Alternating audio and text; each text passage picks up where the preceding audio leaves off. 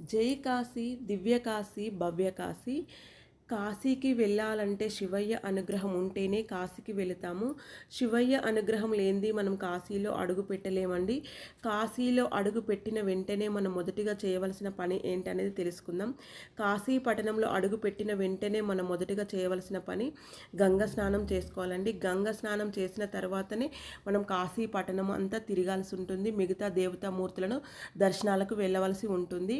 కాశీ వెళ్ళిన వెంటనే మనం గంగ స్నానం చేసుకోవాలి. అది ఉదయమైనా సరే, మధ్యాహ్నమైనా సరే, సాయంకాలమైనా సరే అండి. మూడు సమయంలో ఎప్పుడైనా గంగ స్నానం చేయొచ్చు. గంగ స్నానం చేసుకొని గంగామాతకి పసుపు కుంకుమలు సమర్పించుకొని మన దేహాన్ని శుద్ధి చేసుకొని తెలిసి తెలియని ఏమైనా పాపాలు ఉంటే గంగమ్మ ఒడిలో వదిలేసి మన దేహం శుద్ధి చేసుకొని మనసును శుద్ధి చేసుకొని మనము కాశీ పట్టణంలో తిరగాలి. దేవతామూర్తులను దర్శనం అనేది చేసుకోవాలి. మొదటిగా చేయవలసిన పని గంగా స్నానం.